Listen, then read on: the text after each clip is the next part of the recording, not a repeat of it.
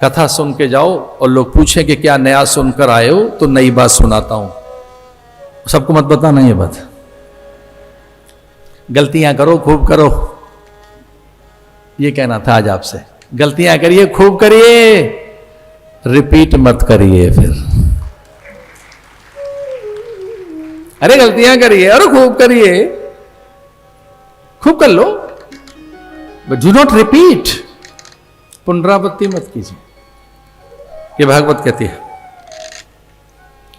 पुनरावृत्ति ना, पुनरावृत्ति फिर मत करना, बार बार ना मत करना। एक बार हो गई फिर नहीं करना, फिर मत करना। अब मैं नहीं करूंगा। उसके लिए प्रायश्चित है।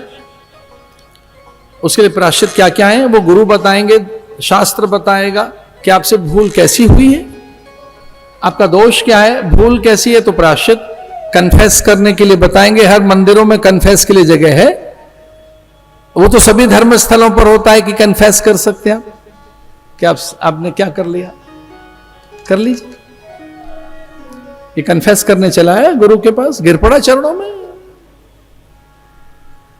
कहे देव मैं अपनी भूल स्वीकार कर चुका हूं, लेकिन हां भूल स्वीकार करने के साथ साथ कुछ चीजें छोड़ कर आया हूं। उसे मैं प्रायश्चित नहीं मानता। प्रायश्चित तो आप बताएंगे। जो मैं करके आया हूं वो मेरा प्रायश्चित नहीं है, वो तो मैं इसलिए करके आया हूं कि उसकी वजह से मुझसे भूल हुई है। तो क्या छोड़ कर आया है? बोले राज्य छोड़कर आया हूं। अब मैंने राज्य त्याग दिया है। मैं इस पूरी धरती का शासक, अब मैं राज्य त्याग कर आया हूं और मेरे सारे अधिकार भी त्याग कर आया हूं। अब मैं याचक हूं, दीन हूं, मैं एकाकी हूं। मैं अन्न भी त्याग कर आया हूं, क्योंकि अन्न दोष के कारण मुझसे विकार हुआ है। मैं अन्न त्याग कर आया हूं। हां, मैं जल भी त्याग कर आया हूं। अब मैं अन्न जल ग्रहण नहीं करूंगा। मैं राज्य त्याग कर आया, मैं अन्न त्याग कर आया हूं, मैं जल त्याग कर आया हूं, और हां मैं देह भी त्याग करने के लिए तैयार हूं, क्योंकि इस देह से दोष हुआ है। अब बताइए क्या प्रायश्चित करूं? पर यह कलयुग की बात बताई। और उसी कारण विभांडक ऋषि के गले में मृत सर्प डालकर और वो भागवत का एक बहाना ढूंढ लिया परीक्षित ने। इस पर स्वामी अखंडानंद जी और सद्भाग्य से कृपात्री जी महाराज के हमको मिल गए वचन सुनने को किसी टेप में। काफी पुरानी बात, यद्यपि एक दो बार उन्हें यूं भी प्रत्यक्ष देखा है, सुना है, पर भागवत तो कभी नहीं सुनी उनके मुख से। पूज्य कृपात्री जी महाराज के कोई एक टेप में वचन सुनने को मिल गए और इसी प्रसंग में वो एक बात कहते थे कि भगवान अपने संकल्प की सिद्धि के लिए विविध प्रकार के उपाय करते हैं, और उन्होंने ये एक उपाय रचा प्रकट होने के लिए। भागवत को प्रकट करना था कलयुग के प्राणियों के लिए, भागवत सहज सुलभ हो सके, भागवती वार्ता गेहे गेहे हर घर पहुंच सके भागवत। इसके लिए भगवान ने परीक्षित को चुना। भगवान ने कहा ये चुना जाएगा। इसलिए एक पल के लिए मति हर ली गई उसकी, कुछ पल के लिए मति, कि एक ऋषि के गले में मरा हुआ सर्प इसलिए डाल दिया राजा ने कि वह उसको प्रणाम नहीं कर रहा है। यहां से कलयुग आरंभ होता है। बस अब यहां से कथा आरंभ करते हैं कलयुग की। क्यों व्यथित हो गए, क्यों क्रुद्ध हो गए, उनको आवेश किस लिए आ गया? राजा क्यों आवेशित हो गया, उत्तेजित क्यों हो गया राजा कि प्रणाम नहीं कर रहा है कोई? मैं बड़ा हूं और मैं चूंकि राजा हूं और मैं श्रेष्ठ हूं, तो सब मेरे अनुगत हों, मुझे प्रणाम करें, मेरी प्रधानता स्वीकार करें, और मेरी भी, मेरे विचारों की, मेरे सिद्धांत की, मेरी रुचियों की, मेरे पूरे पूरे अनुगत हों। तो आप कलयुग में ऐसा ही चाहते हैं, डोमिनेंस, कि पूरा पूरा वो मेरा पूरा बने, पूरा। और कई बार सब लोग आपके पूरे नहीं बनेंगे, पार्शियली रहेंगे, थोड़े रहेंगे, पूरे नहीं रहेंगे। थोड़ा धन के साथ रहेंगे, थोड़ा तन के साथ रहेंगे, थोड़ा आपके मन के साथ रहेंगे, थोड़ा आपकी प्रतिष्ठा के साथ रहेंगे, थोड़ी आपकी जय जयकार के साथ रहेंगे, बाकी के बचे हुए अपने साथ रहेंगे।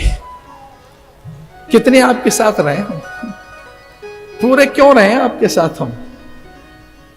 कुछ ही है, कुछ अंशों में आप किसी के धन के साथ रहेंगे, पोजीशनिंग के साथ रहेंगे। आपकी चूंकि उच्च प्रतिष्ठा है तो आप थोड़ी देर आपके साथ हैं। अब मत पेटियां खुल जाएंगी 3-4 प्रदेशों में, नहीं निकलेंगे मत उतने तो लोग हट जाएंगे, किसी और के साथ है। ये तो फूल माला है, जिसके गले उसे गले में पड़ेगी जो जीतेगा, ये जीते या वो जीते। ऐसा ही है। मेरे साथ क्यों नहीं है? ये मेरे साथ क्यों नहीं है? और जानते हो कौन? धर्म मेरे साथ क्यों नहीं है, जो सर्वतंत्र स्वतंत्र है। आप देखेंगे राजा की हेकड़ी, आप देखना चाहते हैं कि राजा चाहता क्या है? कि धर्म मेरे अधीन रहे। और मुझे क्षमा कर देना, जब जब राजा धर्म के साथ छेड़छाड़ करता है तब विपत्ति आती है। धर्म को मत छेड़िए, उसे अपने अनुयायी मत बनाइए। दीपक से मत कहो कि वो आपको चले, सूरज से मत कहिए, चंद्र से मत कहो, सागर को मत बोलो, हवाओं को मत बोलो, धरती को मत बोलो कि वो आपके पीछे पीछे डोले। और जब जब राजाओं ने ये प्रयास किए हैं, जब जब राजाओं ने धर्म को नियंत्रित करने का प्रयास किया है, किस कारण? अपने प्रभुत्व से, अपने वर्चस्व से, अपने नेतृत्व से, अपने स्वामित्व से, अथवा इस बल से कि मैं शासक हूं। हां, शासक हैं आप, धरती के स्वामी हैं, पर प्रकृति पर राज्य कैसे कर सकते हैं आप? हवाएं आपके अनुकूल कैसे चलेंगी? सारी किरणें आपकी ओर कैसे झुकें? सूरज आपके पीछे पीछे कैसे चले? यहां ये राजा की भूल थी, इतनी सी राजा ने भूल की। अब राजा की भूल क्या है? राजा में कली प्रभाव है। राजा के मन मस्तक में, चित्त चेतना में, उनकी पूरी की पूरी अंतस में उनकी जो चेतना है उसमें कली भयंकर रूप से है। और कलयुग का पहला लक्षण है कली विरोध चहु ओरा, कली मह विरोध चहु ओरा।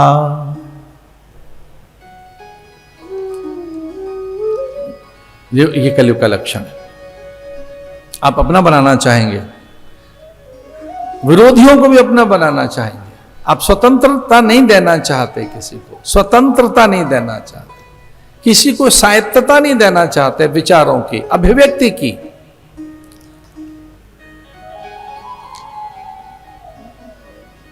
बड़ी रोचक कथा है।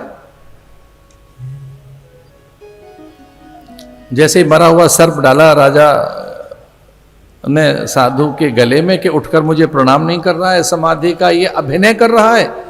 यद्यपि विभांडक या वो शमीक ऋषि समाधि में ही बैठे थे, उन्हें पता नहीं था राजा कब आया। राजा की पदचाप, उस राजा के आने की आहट उन्होंने सुनी नहीं।